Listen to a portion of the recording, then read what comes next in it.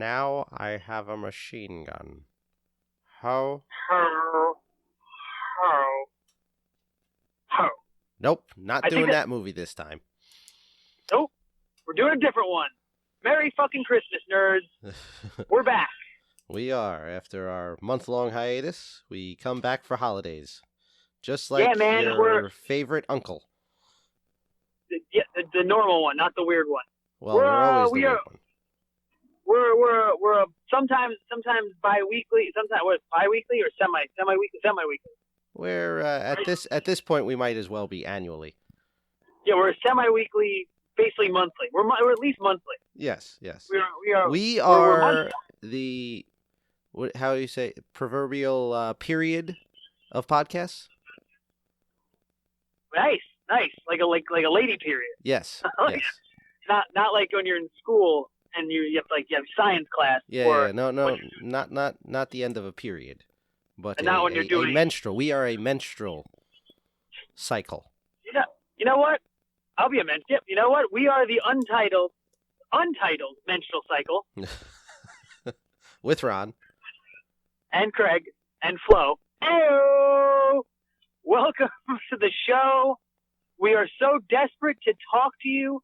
I'm calling in, folks. I'm calling in on the road.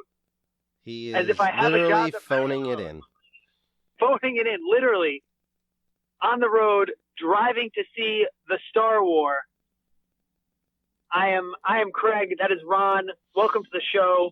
We're glad to see it. Not gonna lie, you might hear a little more. We want to get out to you more. You might hear more of these. You might hear more of us in motion, man in motion, like John Parr said. Yep. St. Elmo's Fire. I took pre-workout before I left my house because I haven't. Why would you take pre-workout if you're not working out? Because it's non-caffeinated pre-workout and there's no creatine in it. So what's the point if there's no caffeine? Because there's other stuff like ginsengs and Panexes and all sorts of other weird shit to get my blood flowing. What, are you trying to get it on? You need the ginseng? I'm not trying to get it on. I'm not trying to bang gong. I'm just trying to be awake, baby, because I got to talk to you and I got to watch a movie. You're going to pee during the movie. No, I drank it 2 hours ago, basically. You're going to pee. You haven't slept. Your bodily functions are going to mess up. You're going to pee. I'm not going to pee. That makes like I'm going to crap my pants. No, you're just going to have to pee during the movie. Craig does not pee during movies. I don't pee during movies. I will fucking die. I've almost passed out. Ron, strange enough, I was referencing the other day. We'll talk about a movie eventually, but we're talking about us going to the movies. More than any other human being, most likely even including my wife, I've been to the movies with Ron. My buddy Terrence, close second now because he's my local movie buddy. Ron's my lifetime movie buddy. That sounds like we're married. I'm okay with that. Ron has this weird habit. I won't drink water for 2.5 to 3 hours before a movie at this point in my life, just to hope I don't have to pee, and usually won't start drinking again until roughly 30 minutes into a movie, so that I know I won't have to pee until the end of the movie. Ron does this thing where he pees. So I pee twice when we get to the theater. I pee right when we get there and then right before the movie starts. Ron will pee literally 15 minutes into a movie. I didn't do that with Ford vs. Ferrari. You did not, which I was impressed with.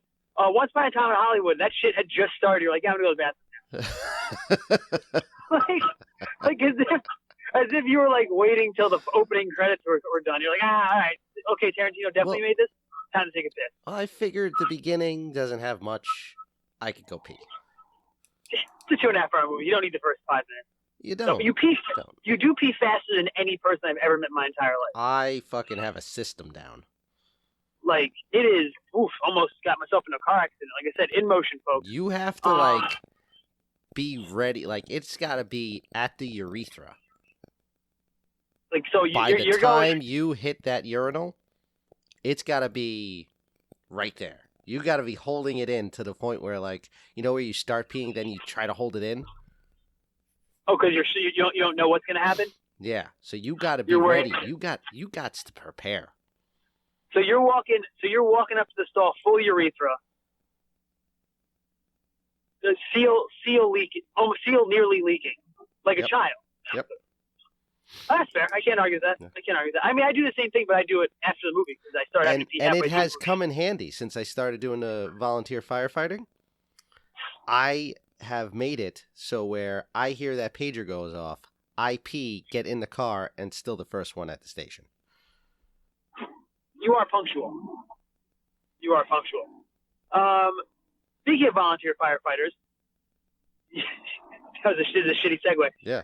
You know, they use water. You know, you shouldn't use water on a gremlin. Fuck yeah. Or a mogwai, more specifically. Or a gremlin. Any of the above. Mogwai means gremlin in Cantonese. Does it really? Yes. Okay, you fucking downloaded the show. You've heard us say gremlin and mogwai 3 times. Clearly we're talking about 1985. 1984. Am I right? 84. 1984. Gremlins. Joe Dante's work of art. Damn right. A movie I love but don't always like. That's what I'm going to say. That's how I'm going to start this. How do you not like it, though? But I'm going to fire one across the bow to start this. I have a love for this movie. It's like my family. I love them, but I'm not always in the mood for them. So if like Gremlins, I've found Gremlins might be a semi-annual, a semi-annual rewatch at Christmas time, and not an annual, because I feel like I'm just not always I'm not in the like Die Hard every year. I'm like, I need to fucking watch Die Hard. I actually just watched Die Hard today. I haven't watched it yet this season. I've been saving it. And saving up my die-hardedness. So I'm pretty excited. Gremlins, for a couple of years, it was an annual. I might have to suspend it to semi-annual because it doesn't have as much for me as a Die Hard, but I still love it. Like, I'm not about to tattoo it on my body, but I still got love for them hoes. You know what I mean? Yeah. So, where's this fall in your pantheon of film there, bud? This is one of my top films of all time. Really? Yes, as a child, I fucking loved the shit out of this. Well, I still do. I watch it every year. Well, my dog, especially in Johnny Utah, it's his favorite movie. Yes. In case you're wondering. It's the only movie he will, other than when there's horses on TV, because one thing you need to know, Utah hates horses. Yeah. Arch enemy, horses of all kinds. Yeah, but I don't understand. Because he basically is a small horse. Yeah, he's a big dog. They both have haunches. He's very thick in the legs like a horse. He's just not having their bullshit, I guess. Yeah. You know, he doesn't believe in being saddled by man. He lives by his own laws, and he doesn't like horses. But what he does seem to respond to greatly is Gremlins. He will watch, if I put Gremlins on, he will watch the entire movie intently, looking back at me every 3 minutes like, yo, you seeing this shit, bro? The entire time. But so this is really, I've been your best friend for 25 years. I didn't know this was that high for you. Oh, yeah. Really? What is it about it? I have no idea. I think it's just the nostalgia part of bringing me back to my childhood. I don't know. I loved it as a kid. You think it just caught you at the right time? I think it did, yeah. Like Iron Eagle is for us. Yes. Except it's Iron Gremlin. That was a bad joke. Anyway, so the thing is, I find that it gets a little too, and here's the thing about Gremlins. Gremlins is a horror movie, essentially. It's like a family horror movie. Almost. Yes. Oh, this is straight up horror. Yeah. So there's definitely, depending on my mood, if I'm in like, actually the more festive I am, the more I can deal with the horror aspect. I'm like, it's fucking Santa Claus come. This is all going to turn out fine. When I'm in more of a dour, not too up about it mood, is when I don't like this movie as much because the horror scenes kind of drag, and I'm like, they're just doing horrible things to people. Yeah. But then every time the end pulls it back together. When Gizmo gets in that car, I'm as the kids say these days, I'm here for it. Or about when he goes, "Bye, Billy." Oh, that's touching also. But the whole, are we going to address the elephant we do not speak of? We always address that elephant. Mogwai science is fucking ridiculous.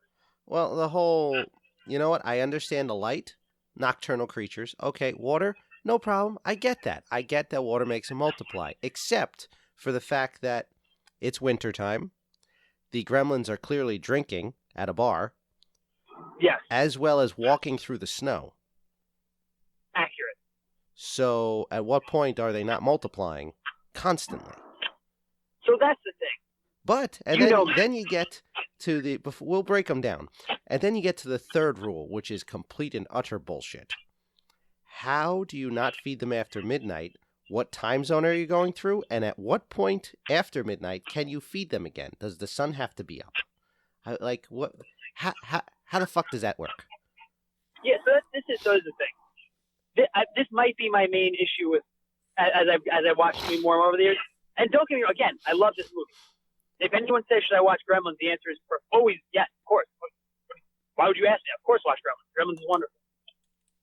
It's a hard movie to get behind as much as I get behind other ridiculous shit because we've had this discussion. If you tell me I'm watching a flick where there's dragons and the dragons have giant penis toes and the giant penis toes shoot lightning and that lightning cures AIDS. Yeah, it's a fantasy, so obviously you have some.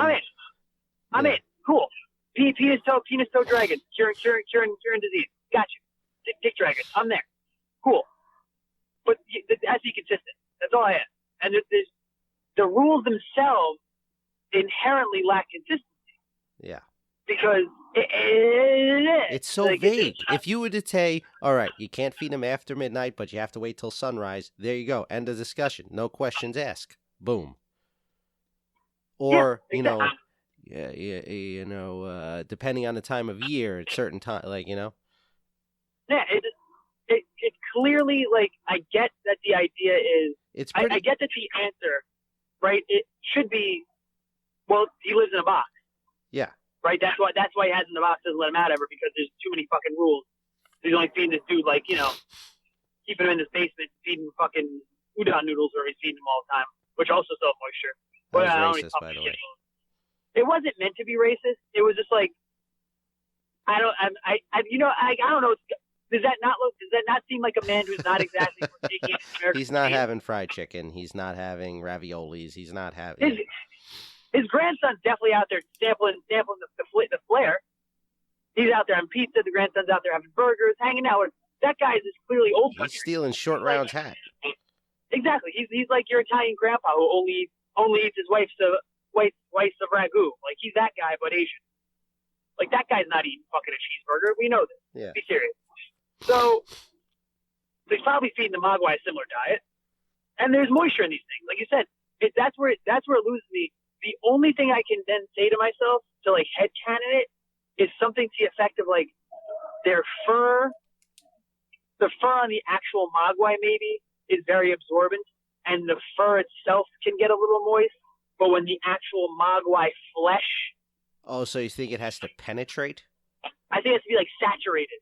Okay. Perhaps. Oh yes, because he was laying in the pool of water when the initial popping of the tennis balls out of his back came. Yeah, and I guess we're to believe the same thing, that they can deal with some kind of moisture on their skin. Kind of like if you're cooking, and then you put the piece of fish in the oil, and the oil spits up a little bit, and it just kind of touches you a little. It doesn't really burn you, but if a glob of it hits you, you have a fucking scar for 3 months. I like how the only thing you know how to cook is fish, so the only cooking reference you can give me is fish. Yeah, I'm good at cooking fish. I've gotten better at barbecuing red meat. No idea how to make chicken. I can make it. It'll be edible, but not in a good way. It'll be burnt to a crisp because you're terrified of undercooking it. Yeah, exactly. Steak and fish, I can figure those out. I got some leeway. I can fuck with that a little bit. I have confidence going into that cooking experience. Chicken? Oof. Fuck out of here. Oof. So easy to fucking kill yourself by accident. So yeah, and then you're right. When's it midnight? Where's it midnight? What the fuck is the clock? You know what I mean? I don't know. It's very weird. I do know, shout out to a better podcast, Saturday Movie Sleepovers. They're big book readers as we've become. I believe in this novelization for the second Gremlins movie, they explain that what's his face? Gizmo is an anomaly. Are you aware of this? No. That basically all Mogwai are pieces of shit except for Gizmo, because it's only one in every 10 gazillion or something. There's some alien species, and one in every 10 billion or something is actually nice. The other ones are all shitheads. Do they explain why Gizmo's mom or dad had sex with Yoda to make baby Yoda as his brother or sister? Oh, spoiler alert for a show people are probably 8 weeks into. Jeez, bud. What? I said spoiler alert for a show people are probably 8 weeks into. Yeah. So if you haven't no, seen The Mandalorian, screw you. It's been far. I mean, if you're, the 50 people that listen to our show, I guarantee every single one has seen The Mandalorian. Yeah. Or at least the first episode. Yeah, they do look stunningly similar. I actually noticed that this time watching. So which one's your favorite Gremlin? You not Gizmo. We're just going Gremlins. I mean, Gizmo's everybody's favorite. Gizmo's adorable. Yeah, my wife, who really doesn't like this movie, last night when we were watching, she's like, "Oh, I want one. Can we have one?" Yeah, who doesn't want a Gizmo? Yeah. I mean, I don't. If Well, they're like a we all modified had Gizmo, Gizmos when we were younger because every kid had a dog named Gizmo, or everyone knew a kid who had a dog named Gizmo. accurate. I've known multiple Gizmos in my life. Yeah, I've owned Gizmos. You've owned, yeah, true. You've also owned a Noodle Yes. and a Fluffy. Fluffy was a Fluffy. real piece of shit. Fluffy was not a piece of shit. Noodles was the piece of shit. Fluffy was a very good dog. Fluffy was not nice. Fluffy loved you. She never bit you, never did anything. She only bit Paul. I'll give you that. Rescinded on the piece of shit. Yeah. Fluffy had her issues though. She Fluffy just had her demons. Fluffy had her demons. All right. So, which one's your favorite? Which one's like your Gremlin du jour? A Stripe. Really? Yeah. You're a Stripes fan. Yeah. I mean, I didn't really like the fat one. I like the one that goes in drag. I think he's confident in himself. The Footloose one, kinda. The Footloose one I also like Yeah. because he's out there experiencing life. Yeah. You know, I feel like the other Gremlins are probably a little homophobic. They're definitely racist. Yeah. 100% racist. They're definitely. I mean, they're clearly Nazis of some sort. It just seems like they are. I don't have any proof behind them. It seems like they would be. I would just say Whereas communist. Even maybe communist. They do want to share in everything and destroy everything. Yeah, that's fair. Communist is probably the best way. Yeah, that Dante one though. He's just out there. He's out there living life. I feel like he wasn't going to destroy that much shit. He just wants to dance. I can appreciate that. You know, that one who's shooting people's a real prick. Yeah. That's something you don't see as much as you used to. What, From, Gremlins shooting people? Well, yes, but we've discussed this before. The 80s had a wonderful habit of doing this thing where they had it was 90% family movie and 10% hardcore violent action movie. Oh, yeah, because it was acceptable to bring your children to all those things. Yeah. I So mean, it'd be like, one oh, of the first Gremlins. movies I remember watching is The Wraith. Oof, great movie. Charlie Sheen. People shit on that movie. It's a good movie, though. It's a great movie, but very violent. Oh, horrifically violent. There's rape, there's murder. Yeah. There's Sherilyn Fenn waking up wrapped in Navajo blanket down an old Highway 13, or she says. Navajo blanket. Nick that's what she says. I don't know. Of all the lines in that movie, that one, and the little brother going, Jamie! Oh, God. Jamie! Oh, at the end? Is, oh, yeah. Yeah. Did you know, this is to talk about a movie we're not talking about. We'll talk about it that one was, day. We both that enjoy was, that movie. That there was not meant to be, you know, the plot device where they're like, oh, he was Jamie, and then he comes back looking like Jamie looked different than Charlie Sheen. Yeah. Because he came back in a different body or some shit like that, even though he still has the scars, whatever it is. Like, he didn't come back perfect because he's dead. Yeah. That's because Charlie Sheen, like, just couldn't be there to shoot the other scene. Really? Yes. They They're couldn't like, just shoot it during, like, one of the other scenes? Like, all right, just go there now. Nope. The approximate 45 seconds of footage they needed to show when he was alive the first time couldn't have been cobbled together. It is better this way because then his brother doesn't recognize him. I'll give you that. That's true. No, That's because true. like that makes a lot more sense. That's true. Clint Howard's in that movie. He's in every movie. Those He were might be in this equation. movie. He might play a gremlin in this movie. You never know. I think Andy Serkis played all the Gremlins. He went back in time, put on a sweatband, and motion captured all the Gremlins, and then changed the technology so they were puppets or something like that. One thing I still have a problem with now that I'm an adult is knowing Howie Mandel was Gizmo. Because you don't like Howie Mandel, or because it just freaks you out? A little bit of both. See, I was never a Howie Mandel fan until I became the 90-year-old, 36-year-old I am now, who watches America's Got Talent. And I'll tell you, he's very open about his mental illness on that show, and I appreciate that. Oh no, I have no problem with him. So like, I don't know, like after maybe Walk Like a Man, I think that was his movie. I don't know. Which one was that? The one where he's like a caveman or something. I've never seen that one. Caveman. He's like a feral man. Who knows? But and then I did enjoy him in Little Monsters though. Get the fuck out of here! No, why? The argument we were about to have just took a horrible turn. What? I just did it on purpose. It's okay. We can move forward. No, we're not moving forward. We're going to take a second to point out that you like that fucking weird rape fantasy of a movie. We've talked about this, I believe, on the air. Yeah. We'll skip this. We'll come back to it.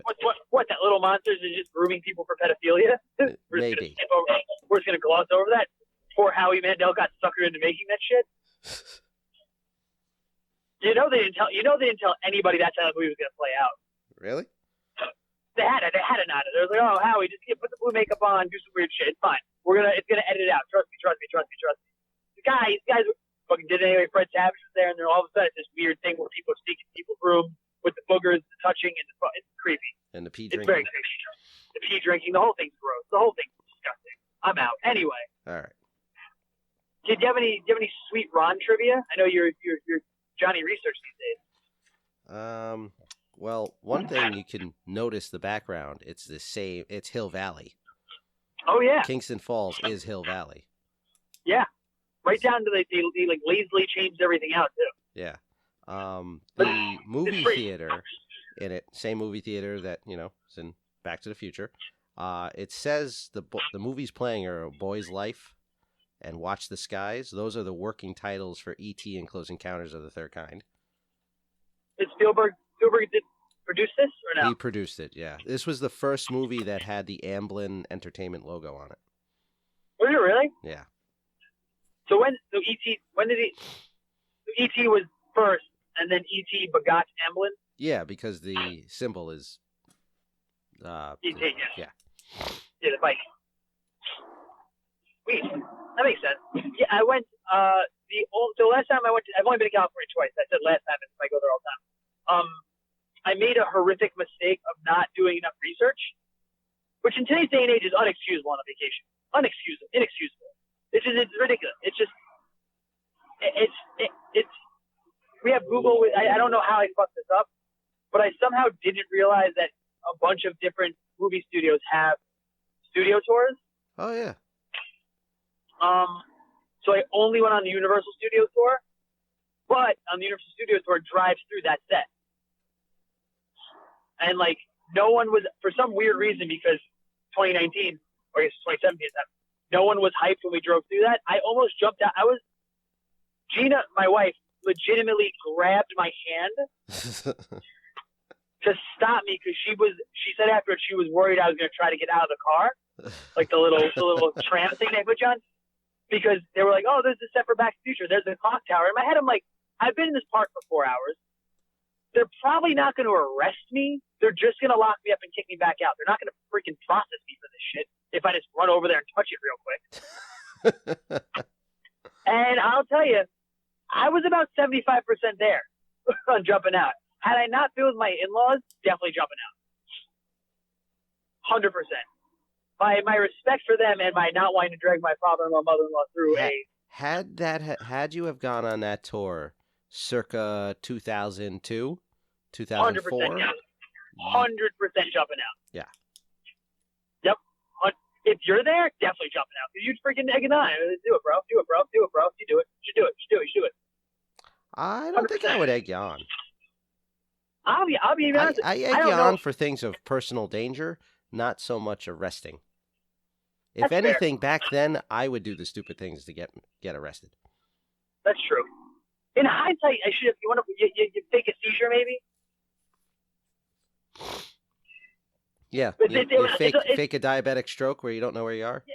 Yeah, it's a long distance to cover having a seizure. It's about 50 yards, and you're not making that far with the seizure stand. Well, that's why I diabetic stroke, because you look disoriented. It doesn't mean necessarily, like, you know. Or Lyme disease, like that time Martin Lawrence was wandering through the streets. You get the line. So, next question. What are your thoughts on the Santa speech? Well, first, trivia. The studio didn't want it in, and Spielberg, who had the final say, left it in because he wanted Joe Dante to have, his movie. The Santa speech is great. I think it, I don't know. I feel it doesn't come out of left field. I feel like it gives her character at least something, because you don't get much of her character. True, yeah. You know what? Now you say that, on the most recent watching, you're right. I never noticed how little Phoebe Cates is actually. She's not in the movie at all. In fact, she doesn't see Gizmo until almost the end. Her boyfriend gets this weird animal and doesn't show her. Are they meant to be boyfriend and girlfriend throughout the whole movie, though? I don't know. They seem it. I've always wondered that too, because on this rewatching, I was like, they don't really she's clearly into him, and he clearly likes her. Because maybe they're just at that talking stage of the relationship, where they're quote unquote talking. Yes, I mean, well, she's definitely not talking to Judge Reinhold. No, not after Fast Times at Ridgemont High. Exactly. He's out. This guy's out there jacking off in a bathroom to her. He's gonna be a millionaire in a couple of years. That is actually one of the best lines in this whole script. Is that speech? Because that's like the most accurate fucking depiction of anyone who has a job like that ever. No, I'm gonna tell her now, but I'm gonna be a bank manager soon. I'm gonna be a millionaire by the time I'm 30, bro. That's what they told you. They hired you. Yeah. And side question: does that old lady own the bank? I'm very confused by this movie. No, she is one of the richest people. There was a side story about her that they left out, and I read about it. And if you have the captions on while you're watching the end of the movie with the news reporter, she owned a real estate, like the largest real estate thing in the town, and she was trying to get people out. That's why she doesn't want to give the woman and her kids an extension on the rent. She wants to actually get rid of people and sell it to some kind of corporation. Like she wants to basically sell it to a giant plant or something and ruin Kingston Falls and make money. That seems like something they should have left in. Yeah. Huh. Is Billy Peltzer's dad a bad father? Yes. Right. I think this is the first time. I know. I'm sorry. I definitely have. I watched it last year. Maybe I paid more attention this year, but the more deep I get into being a dad, the more I notice with people, I'm not a good parent, but I'm not a bad parent yet. I notice people are being bad parents. Is that terrible? First off, who is supporting this? Somehow him on a failing invention business. I have no idea. What did he make money on? The Peltzer, are we to believe? The Peltzer juicer, which shoots out weird creamy orange juice, which my wife last night was confused because she thought the thing was sitting on top of the oranges, and that's how it juiced things. It squished them. I had to tell her that there's a little shelf. But yeah, are we to believe that the egg cracker and the juicer make him money? Well, the egg cracker's a shit idea from the get-go. That doesn't look like it's ever going to work. It has absolutely no way to stop the other eggs from falling in. Yeah, it's just going to be fucking a bowl of fucking shell. The whole thing's ridiculous. Yeah, I'm guessing we're living in a world where he had a real job at some point and stopped doing it. I actually know someone who did that, who remained nameless, who had a legit job and stopped it to make dog toys. I don't know how it's going, but they definitely did that. I mean, that's the thing people do. So I guess we're to believe that he had a real gig, and now Billy Peltzer's like Judge Reinhold says, supporting the family. Yeah. Maybe they had the house paid off already. I don't know. It seems like he's flying by the seat of his pants. This guy though, or he sold one thing. Did he sell something? He sold the bathroom buddy or something. He sold one. He sold maybe one. Because he's the guys who sold the bathroom buddy, they're interested maybe. Maybe. What does he? What does he finally sell? The smokeless ashtray? No, he only sells one smokeless ashtray, and he gives the other to Gizmo's handler. And he was like, "Oh yes, smokeless ashtray." The guy at the gas station tried to sell me one. He said, "New and revolutionize the smoking industry." Gotcha. Huh. I was in my head. I always thought he sold something at that sales invention fair thing. Well, here's the thing. Why is there a convention going on Christmas Eve? Yeah, that doesn't make a lot of sense. I do appreciate that the guy invented a time machine in the background. And it worked? Yeah, and it worked. It's the actual time machine from the time machine. And a Dalek walks by. And Robbie the cool. robot? Or maybe I'm thinking I'm backwards. It's just Robbie the robot. You're right. Yeah. Not a Dalek.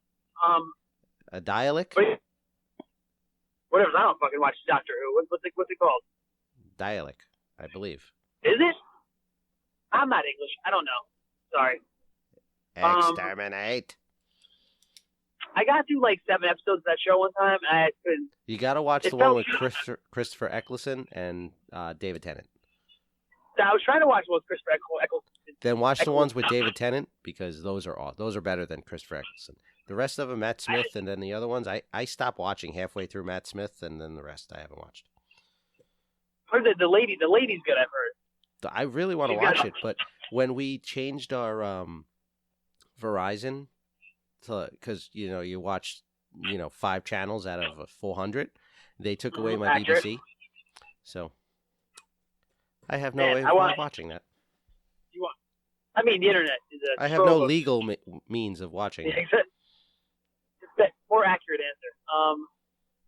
So yeah, man, Billy Peltzer's dad seems like he's a shitty dad. This whole town seems like it's falling apart. Well, it's like you went and basically stole. He paid for it, but he knew he shouldn't have gotten that pet. Oh yeah, he's a total fucking moron. I'm shocked Billy Peltzer's mom's not divorcing. Yeah. You won't let her get a job. She's over there using. Clearly, she's stressed. She's using all these garbage products he has that are almost hurting the family all the time. That juicer looks like it's gonna fucking kill somebody. Well, I mean, one of her sons is a jailbird, and the other one tried to bang her own son because she's Lorraine Baines McFly's mother. Oh man, that's where I recognize her from. Yeah. Oh, well, Jailbird Joey. Yep. You see hard. Way better movie, but Gremlins is good. I was thinking, since I was watching Die Hard, the thing that this movie needed, the one thing this movie needed that would make it amazing, the best Christmas movie ever, would Deborah White. You're getting close. You're in the same. Al Powell. No, who do you think? Reginald Bell Johnson. I'm gonna say no. I'm just gonna say it. Marianne Trainor. Oh. Marianne Trainor. Yeah. Oh, the mom from Monster Squad? Monster Squad, Goonies. The mom of moms? The mom of moms. The queen of queens. The mom of our childhood? Yes. America's mom? America's mom. She passed away, right? We discussed that on Die Hard, right? She passed away? I don't know. Yeah, I believe she did. Feel free to look that up because I'm hurtling down a highway right now. Sure. Yeah. Name the highway. Side note, I don't understand why she's not a bigger deal to people like us. Clearly, to you and I, we mention her all the time. I think she is, honestly. I just don't get how she's not the biggest deal ever to a lot of people because she's the mom in like everything our generation loves. Yeah, she died in 2015. We did discuss that. That's unfortunate. Yeah, that's unfortunate. She was in Lethal Weapon. Like she should have been like a genre hero. Yeah. And I feel like no one talks about her. We do. We're idiots. She's not even in this movie, and we talked about her. True. Talented lady. Terrorist, hostage, terrorist.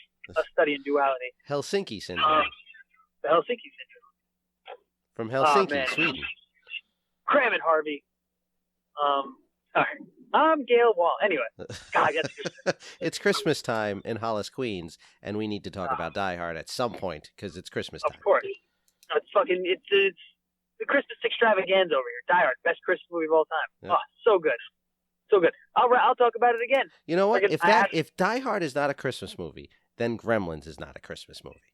Oh, well, plenty of people would argue that. I read an article in which I got real butthurt about this. We as we discussed, if Christmas is part of the plot, said movie is therefore Christmas movie. Yeah, so people always, I feel like the argument of the standards, I read an article, it was clickbait, of some shitbag bagging all Christmas movies and going, oh, Christmas movies are stupid and they don't mean anything and they don't need to be set at Christmas. Christmas will try to do anything. It's called juxtaposition, you fucking jackwagon. Read a damn book. I have all sorts of mental problems, and I know that. I can barely read, and I know that. You use Christmas because Christmas is supposed to be this happy, wonderful time of white snow and people being huggy, yes. and Parson Brown snowmen and circus clown snowmen and last Christmas hearts and whatnot, and you fucking have little monsters eating people's faces. That shit's fucking crazy. It makes it that much more disturbing, and yes. You get more of a shock value of a terrorist on Christmas as well as yes. a gremlin on Christmas. And it doubles down on the character wanting to save the situation because in their heart of hearts, it's like, fuck, yo, it's Christmas. It's not supposed to be this way. Yep. The fuck? It was like, if Gremlins happened on a fucking Tuesday in July, it would have been the same fucking thing. Yep. Probably would have ran, but he stuck. Booby. Exactly. But he fucking does. He goes out and he fucking fights those fucking gremlins because it's fucking Christmas. He can't go anywhere. He's all snowed in and he wants to save Christmas. Yep. Christmas is a damn holiday worth saving. And fuck SantaCon. Oh, wow, we're on it. And all my friends who go to SantaCon, we've discussed this. You're all idiots. That went one year. It was fun. You're a fuck you right now. You're my best friend. I would die for you. But eat a butthole. Because my thing about SantaCon, here's the problem with SantaCon. Nothing is sacred, Ron. Nothing is sacred. No, you have children seeing Santa puking in the streets. Yeah, it's disgusting. Disgusting. I'm upset about it. Nothing.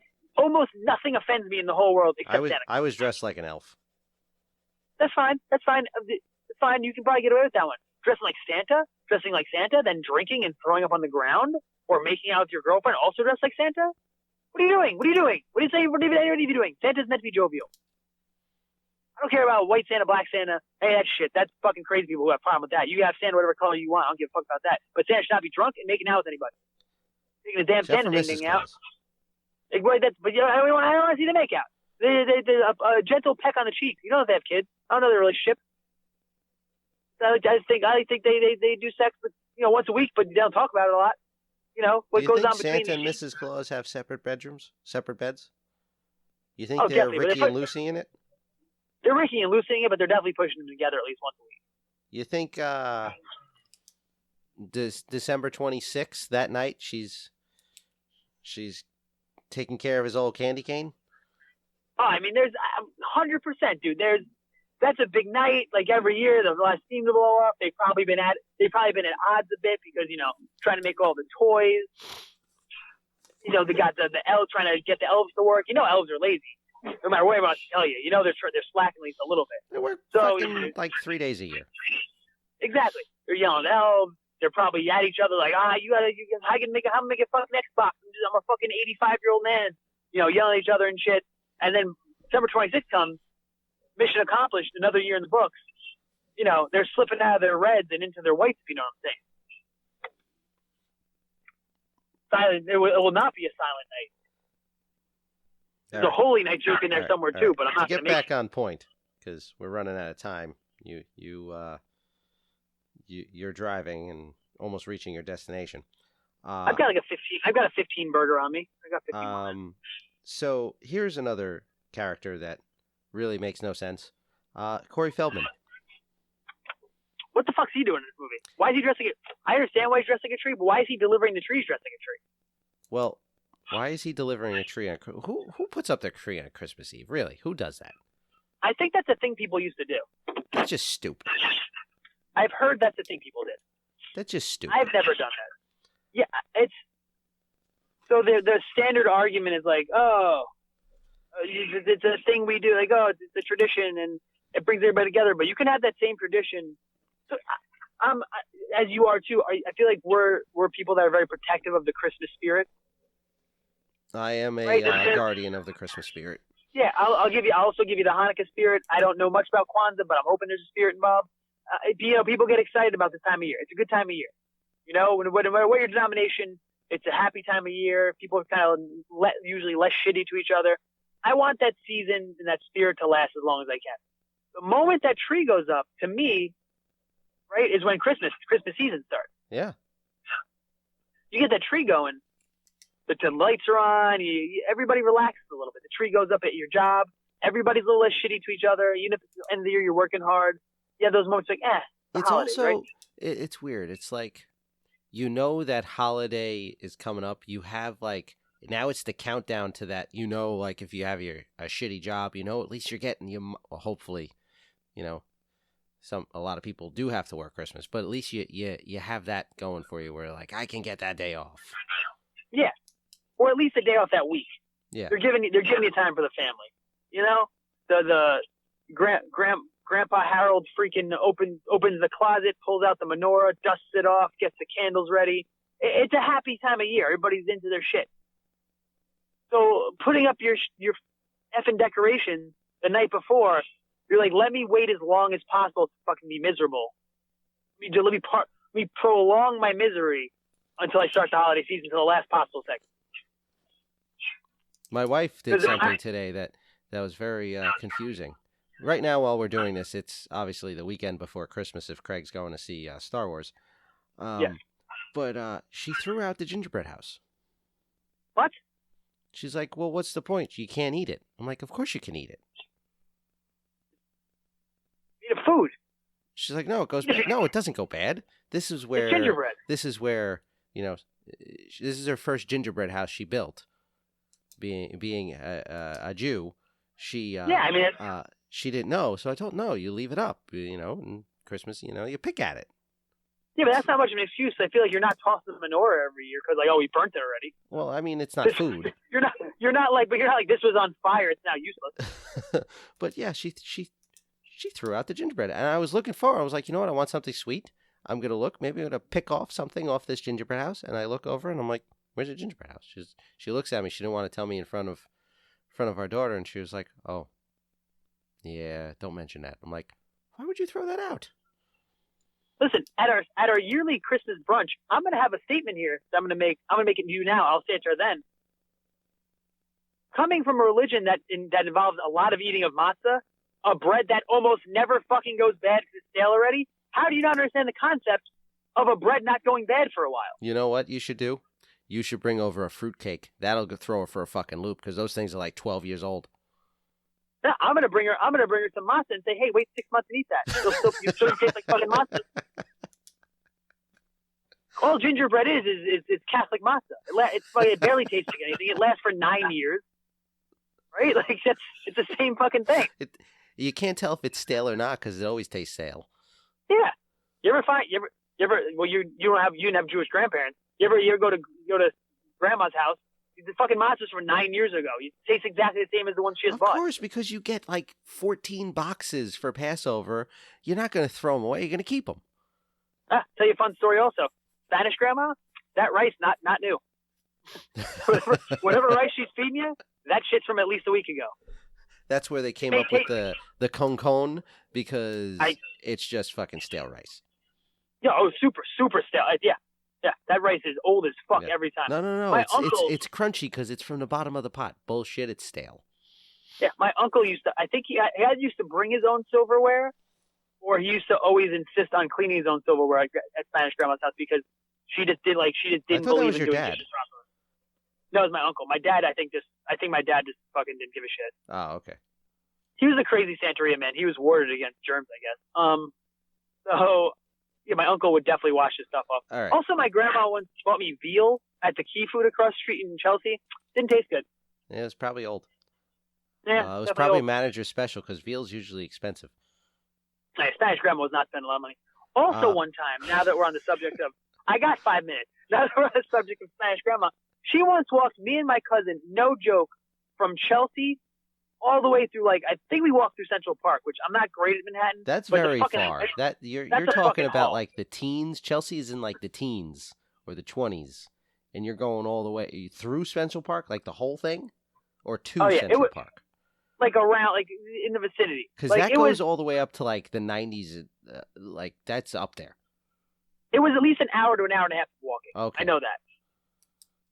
To go to a bodega where she knew the lady who worked there, to talk to her friend for half an hour, to quote unquote go to the arcade with us, she never put a quarter in the fucking video game.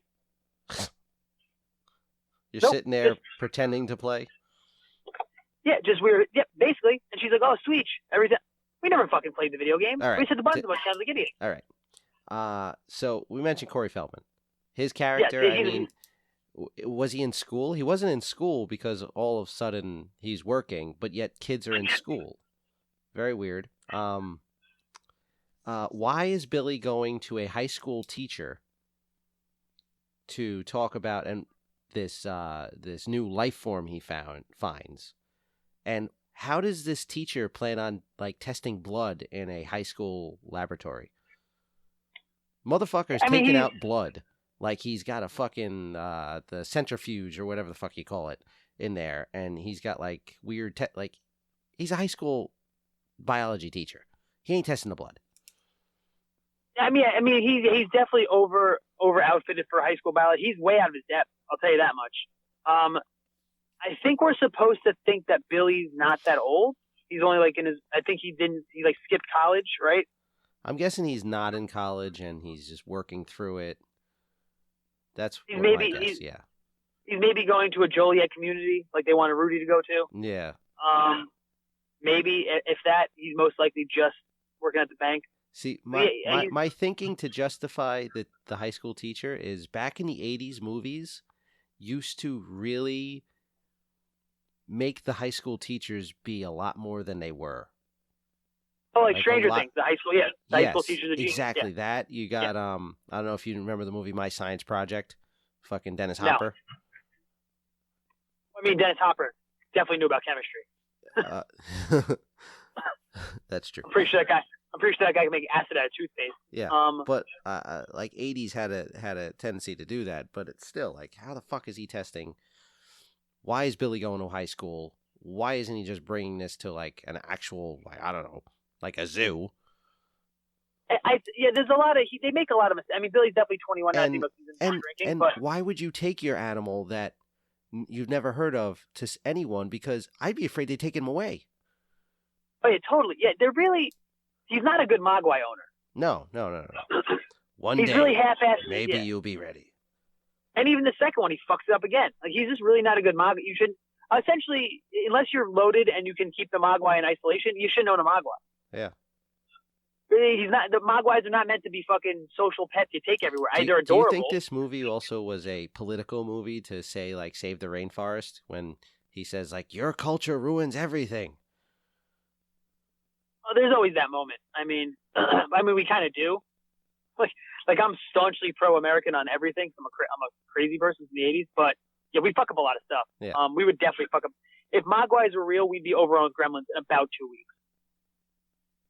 There'd be fucking YouTube reaction videos to people dumping water on those things the first day they came out.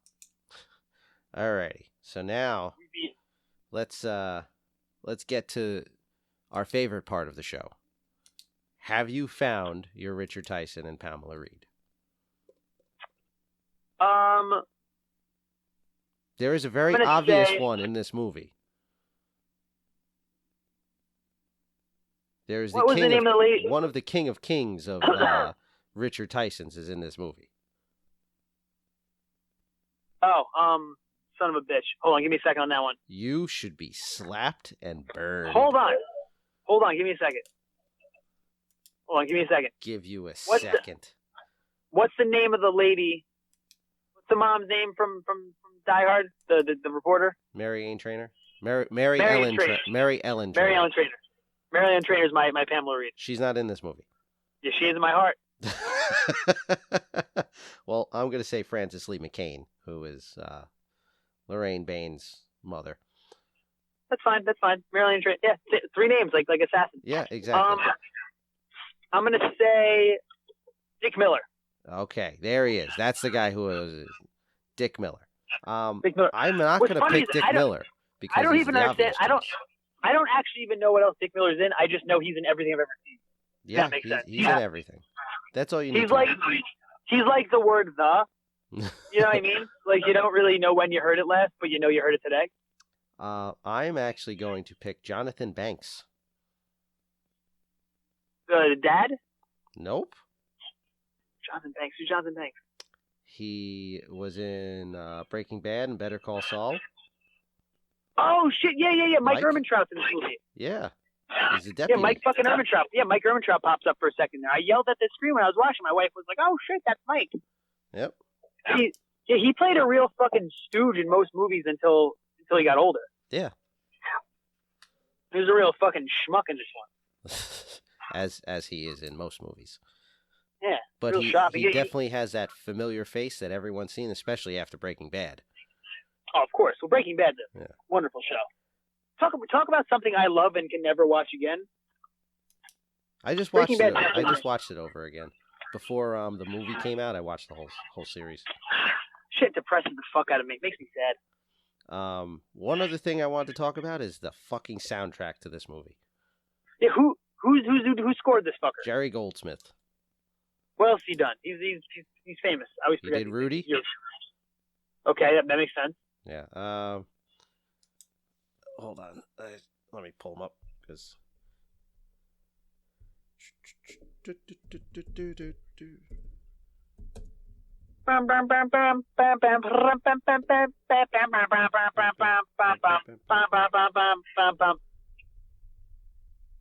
Jerry Goldsmith has done Total Recall.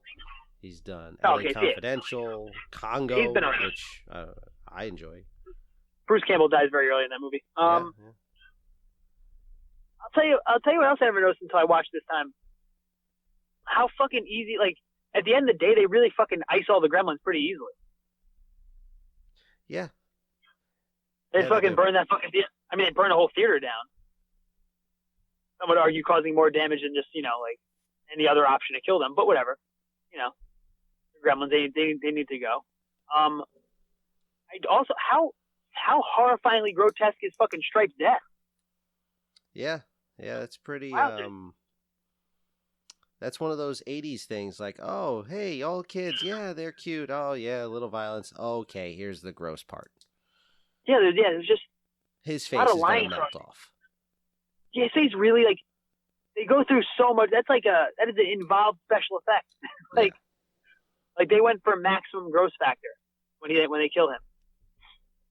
Yeah, I still get. I don't know. I'm very conflicted about this movie on this watching. It threw me for a loop. I still love it, but I feel like it drags a little bit in the middle. There's Billy's kind of unlikable. Really, it's just Gizmo. You want Gizmo to win. Yeah, Billy doesn't have his quote unquote save the cat moment. Billy's very naive. He's gullible. Like, who the fuck brings a dog to their job? That makes no sense. Like, I love my dog. Like, I love my dog. But if he's jumping on the counter at people at the bank, like, come on, like, that's not okay. And I'm a dog lover. Yeah. Like, I know he's a flat bitch, out, I would just curse at the lady once she said, "I'm going to kill my dog. You touch my dog, I'll fucking kill you." Like, yeah. Also, that's insane. I did like when they got her with her little chair stepper thingy. You know what? I'll give you that. They actually there's something. Dick Miller does not die, right? Dick Miller survives. Yeah, it was just an accident. Okay, so he's fine. Everyone they actually kill, they do a really good job of making them unlikable. Because they kill the science teacher, and he seems kind of like a dick. Like, he seems like he's kind of enjoying taking the blood. Like, he really doesn't respect animals. He's just kind of a fucking, Because he's a high school fucking science teacher who has no business doing that to a fucking animal. Yeah. Also, he's eating what appears to be like a turkey sandwich and an entire bag of tortilla chips. That's a weird fucking combination. On Christmas of food. Eve, you decide, you know what? I got this weird animal. I'm going to take its blood and just look at it because I have no microscope to look at blood. And eat a fucking giant sandwich with a bag of tortilla chips. Yeah. He leaves the tortilla chips in his office like some kind of fucking teacher. asshole. Fuck Mrs. Deagle. Fuck them all. Yeah, and that lady, she deserves to go. I mean, they do a good job of that. But like I said, I got some mixed feelings about the flick. But that's all I gotta say about that. So We hope you've enjoyed the car cast, as I'm going to call it. Yeah. So this, like I said, folks, we're trying to get out to you a little more. You might be hearing a little more of this. So if the sound's a little off, fuck it, we're still us. It's probably better because I'm hearing my obnoxious, terrible Ralph Macchio prepubescent for a 36-year-old man voice. So. Well, they still hear it. This is still a podcast. But it's not bad. I don't know about that. I feel like the car takes the edge off a little bit. When I'm yelling into a microphone, it just True. sounds like Daniel LaRusso DJing at a strip club. Very true. Definitely my favorite description of my own voice. Proud of All myself. right. Well, we hope you and your family have a happy Hanukkah, Kwanzaa, and a Merry Christmas and a Happy New Year. Enjoy Boxing Day if you're a Canadian. Yes. I'll show that is. It's where you re-gift things and give it to other people. Yeah, sounds fairly I believe Canadian. the needy. I believe you give it to the needy. Okay, that's cool. That's cool. All kidding aside, that's definitely more Canadian because they're actually lovely people. Yeah. Yeah. Happy holidays. Enjoy. Be good to each other as always. Don't just do it, for this 1 month a year. But this 1 month a year, be even better to each other because fucking this time of year is awesome. Love Christmas, and if you hear anybody trying to mess up Santa Claus for anybody, punch them in the face. Yes. I give you permission. And you can go to court and tell them. next time the air conditioner goes on the fritz or your car breaks down, it might be a gremlin. Or just shoddy craftsmanship. Most likely you bought American, but or it was made unlike by some guy unlike Mr. Futterman said, yeah, you probably bought American if that's the case, and not a Zenith. Exactly. So next time you're Mike, like Ron said, next time Mike was in the fritz, it's because Billy Peltzer's dad's a fucking dead. It's either a gremlin Merry Christmas, everybody. Yeah, that. Thanks for listening. We'll be seeing you, folks. Untitled.